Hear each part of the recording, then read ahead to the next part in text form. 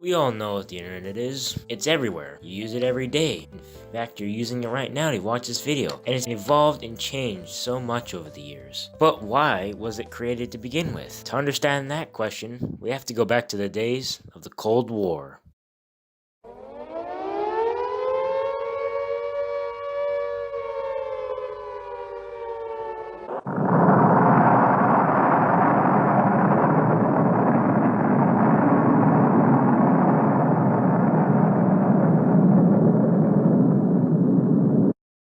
In the 1960s, the United States was looking for a new method of communication across the country that couldn't be cut by a nuclear attack from Russia.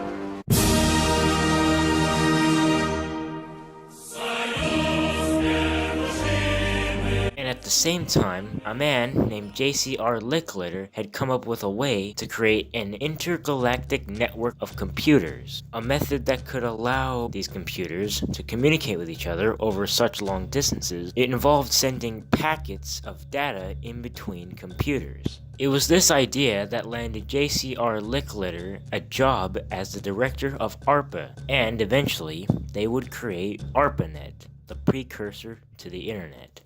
ARPANET connected several computers in the computer labs of several universities in the western side of the US, but eventually more and more areas across the United States would be connected to ARPANET, and eventually it would also reach the UK and Norway. The first message sent over ARPANET was sent from UCLA to Stanford Research Institute. They tried to send the word login, but the system could only handle sending LO without crashing itself.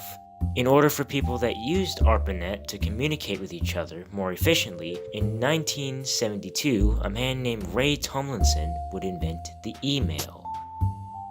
In the 1970s, a man named Vinton Cerf, a North American computer scientist, would develop what is called IP, Internet Protocol. Internet Protocol is what basically tells your computer how it's supposed to send data over the internet, and it was implemented into ARPANET in 1983.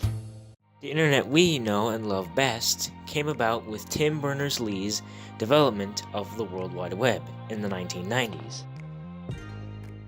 In 1990, ARPANET was shut down and decommissioned. However, even with ARPANET's shutdown, the internet would continue to live on, as the NSF was getting ready to approve the internet to be used by the public. People could use the internet by using dial-up internet, and it used their phone line for them to connect to the internet. And to browse the internet, you would need browsers, and at the time, the biggest browser was Netscape. Nowadays, we have browsers like Firefox and Google Chrome. And with the rise of the internet's popularity, social media became a thing. Facebook, Twitter, and Instagram.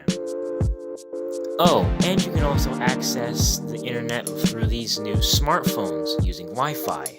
And with this big thing called the internet, it's only natural that several companies start to sprout up around it. Companies like Amazon, Google, PayPal, and YouTube, and many others, are all examples of the companies that have risen and formed themselves around the internet. But looking back on the internet as a whole, it's hard to deny the incredible impact it's had on our society as a whole. People have made their entire lives and businesses over the internet. Parents working full-time can care for their kids at the same time. They can have things delivered right to their house, even food and groceries. People from all over the world can talk to and play games with each other using the internet.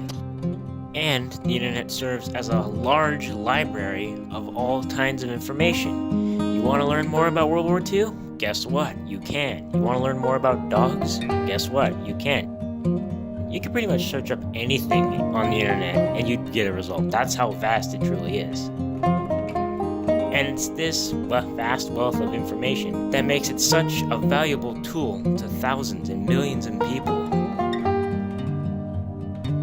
The internet certainly has come a long way from just being able to send those two letters.